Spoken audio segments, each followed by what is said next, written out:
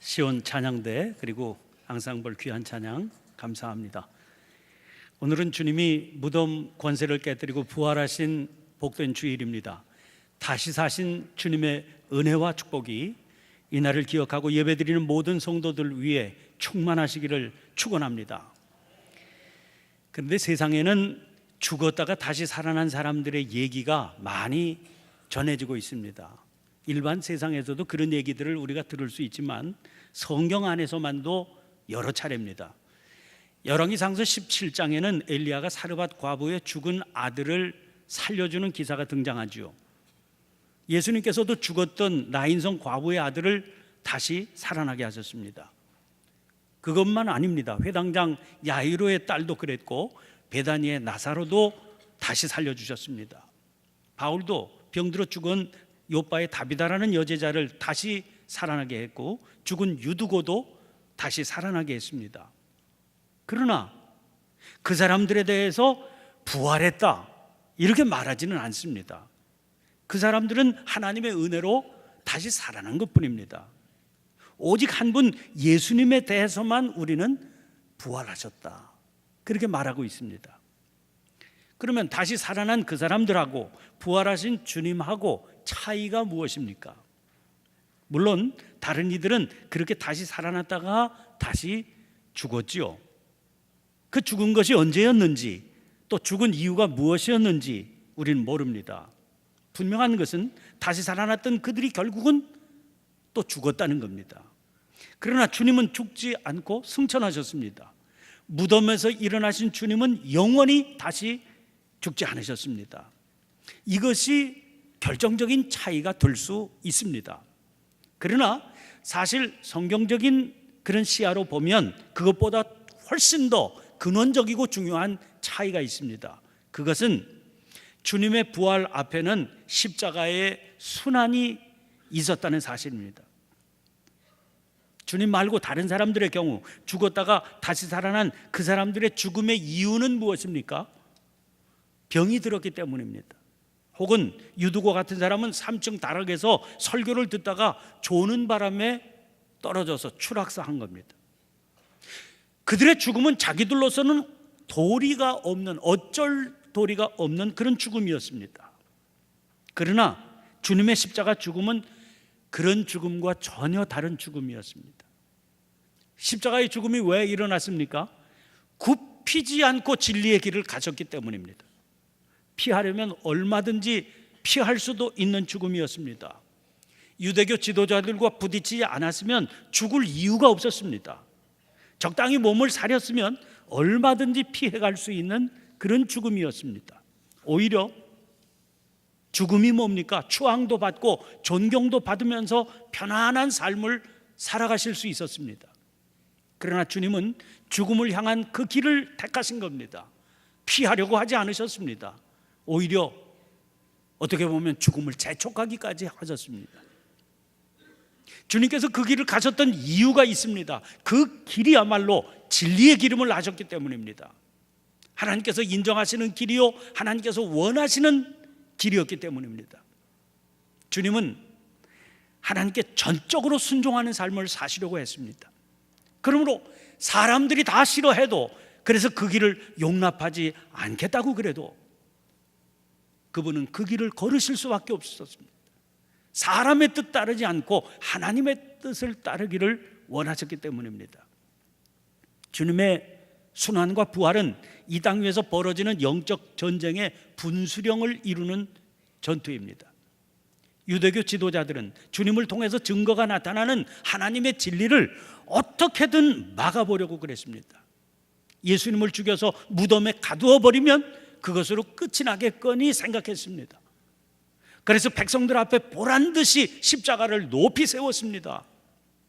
예수님을 잔인하게 대못을 박아서 매달았습니다.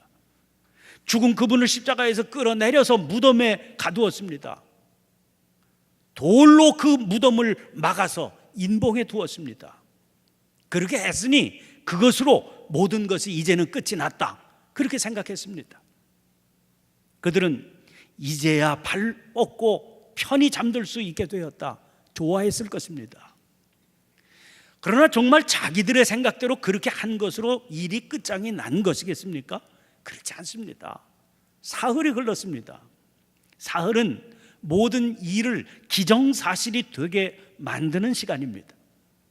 그러나 그것은 사람의 계산법일 뿐입니다. 모든 것이 끝났다고 사람이 판단했을 때 하나님께서는 전혀 다른 일이 일어나게 하셨습니다. 무덤을 가로막고 있던 돌문을 여신 겁니다. 그리고 시체가 되어 누워있던 주님을 일어나시게 했습니다. 그래서 당신이 모든 것의 주인이심을 분명히 알리셨습니다. 그리고 주님께서 가셨던 그 길이야말로 영원한 생명의 길이라고 하는 사실을 분명하게 드러내 보이셨습니다. 그런 의미에서 주님의 부활은 다만 2000년 전에 일어났던 한 사건이 아닙니다. 지금 이 땅 위에서 벌어지고 있는 영적 전투의 진실을 보게 하는 사건입니다.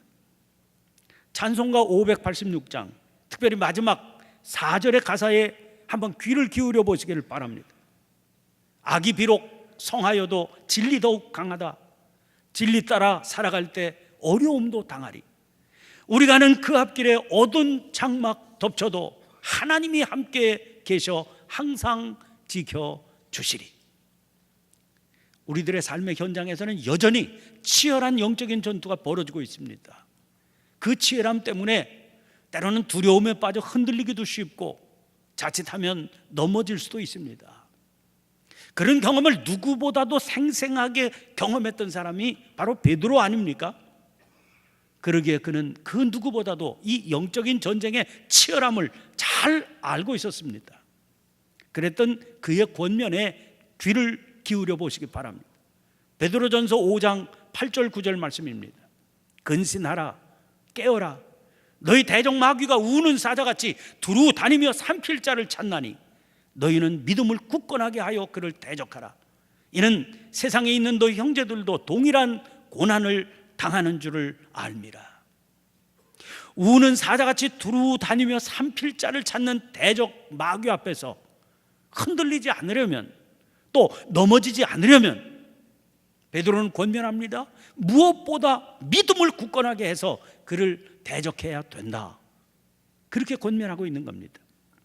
그렇다면 믿음을 굳건하게 한다는 건 어떤 것이겠습니까? 그 뒤에 이어지는 5장 10절 말씀 주목해 보세요. 모든 은혜의 하나님 곧 그리스도 안에서 너희를 부르사 자기의 영원한 영광에 들어가게 하시니가 잠깐 고난을 당한 너희를 친히 온전하게 하시며 굳건하게 하시며 강하게 하시며 터를 견고하게 하시리라. 여기 그리스도 안에서 너희를 부르셨다, 이 말씀을 주목해 보시기를 바랍니다. 고린도전서 15장 서두에서 사도 바울은 복음에 대해서 설명하고 있습니다. 15장 1절입니다. 형제들아, 내가 너희에게 전한 복음을 너희에게 알게 하노니 이는 너희가 받은 것이요 또 그 가운데 선 것이라. 그러면 내가 너희에게 전한 복음이 무엇겠습니까? 그 뒤에 이어지는 3절 4절에서 그는 이렇게 설명하고 있습니다. 내가 받은 것을 먼저 너희에게 전하노니 이는 성경대로 그리스도께서 우리 죄를 위하여 죽으시고 장사 지낸 바 되셨다가 성경대로 사흘 만에 다시 살아나신 사건입니다. 그렇습니다.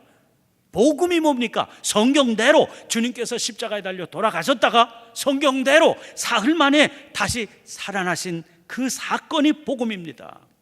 그것이 복음, 즉 복된 소식입니다. 그 복음의 힘으로 우리를 친히 온전하게 하시며 굳건하게 하시며 강하게 하시며 터를 견고하게 하셔서 자기의 영원한 영광에 들어가게 하셨다는 것입니다.